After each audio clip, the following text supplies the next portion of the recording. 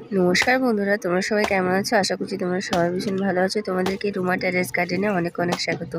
তো বন্ধুরা, এখানে আমি কলা গাছ কেটে নিয়েছি। আর একটা অনেক বড় 10-12 ফিটের একটা কলা গাছ ছিল। আমি আর আমার ছেলে দুজনে মিলে জঙ্গলের মধ্যে গিয়ে এই কলা গাছটা কেটে ঘাড়ে করে টুকরো টুকরো করে ঘাড়ে করে এই 3তলার ছাদে উঠিয়েছি। আর সেগুলোকে এখন ছোটো ছোটো টুকরো করে কেটে নিচ্ছি। আমি এগুলো গ্রো ব্যাগের ভেতরে দেবো। দেখো কি করে দিই। এটা হচ্ছে 12x12 একটা গ্রো ব্যাগ। তো এটার মধ্যে সবার প্রথমে আমি একটু ডিমের খোসা, মানে ডিমের খোসা নয়, ডিমের যে ট্রেগুলো আছে সেই ট্রেগুলোকে ছিঁড়ে এর মধ্যে দেবো। তো ডিমের ট্রেগুলো আমার ছিঁড়ে দিয়ে তারপরে এর মধ্যে দিব যে কলা গাছটা টুকরো টুকরো করে কেটে রেখেছিলাম, সেই কলা গাছের টুকরোগুলো দিয়ে দেবো এর মধ্যে। আর তারপরে এই যে দেখতে পাচ্ছ যে এগুলা দিব না, এগুলা একটু বড় ট্রের মধ্যে দিব। এগুলো ছোটো প্লাস্টিক, তো দেখা গেলো খোঁচা টোচা লেগে ছিঁড়ে গেল। তার জন্য যেগুলো টুকরো করে কেটে রেখেছিলাম সেগুলোই দেবো। তারপরে দিয়ে দিব হালকা করে একটু 2-1 মুঠ মাটি দিয়ে একটু ছিটিয়ে দেবো। দিয়ে এভাবে তোমার আমি প্রত্যেকটা গ্রো ব্যাগ একই রকম প্রসেসে প্রত্যেকটা গ্রো ব্যাগ আমি তৈরি করে নেব। এই যে দেখতে পাচ্ছ আমার কলা গাছটা দেওয়া হয়ে গেলো। এবার আমি 1 মুঠোর মতো মাটি নিয়ে এভাবে একটু ছিটিয়ে দিলাম। ঠিক আছে, এখানে এটা কি বলো তো, এটা আমার আগের বারের মাটিগুলো।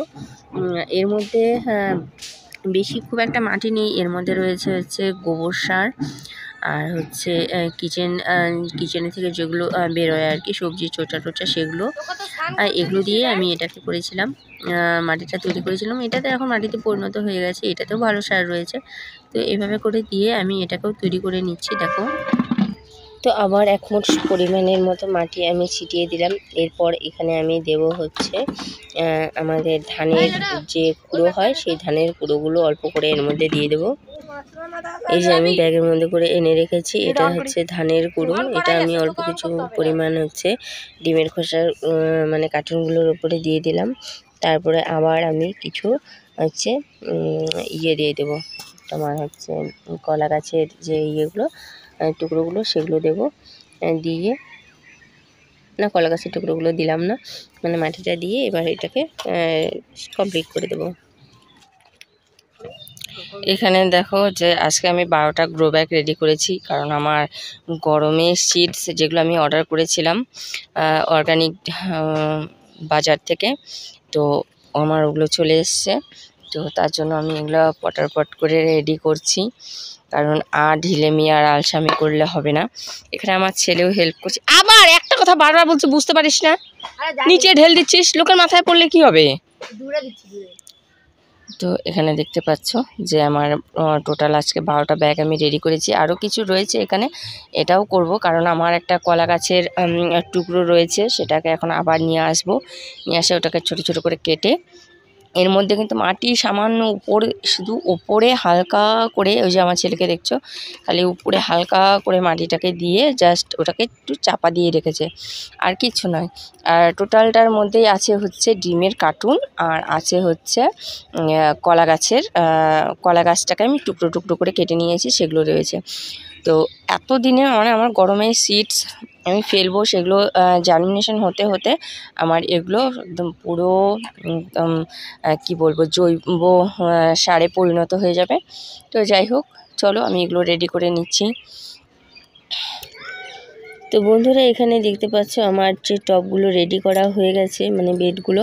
তো আমি এখানে আমার কতগুলো বাঁশ আছে, আমার বাড়িতে যেহেতু কাজ হচ্ছে, তো অনেক বাঁশ টাশ কিনতে হয়েছিল আমাদের। এই বাঁশগুলো আমি এখন কিন্তু কাজে লাগাবো। তো যার জন্য এগুলোকে আমি কিছু যে কটা লাগবে সে কটা আমি কাজে লাগাবো, আর যে কটা লাগবে না সে কটা আমি গুছিয়ে রেখে দিচ্ছি।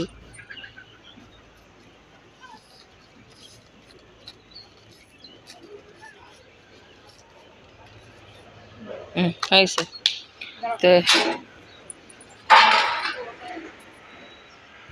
তো এখানে দেখতে পাচ্ছ আমি যে গ্রো ব্যাগগুলো আমি রেডি করলাম এখন, সেই গ্রো ব্যাগগুলো আমি এরকম বাঁশ আর ইট দিয়ে এরকম উঁচু করে নিয়ে তারপরে এগুলো এখানে সুন্দর করে সাজিয়ে দিয়েছি।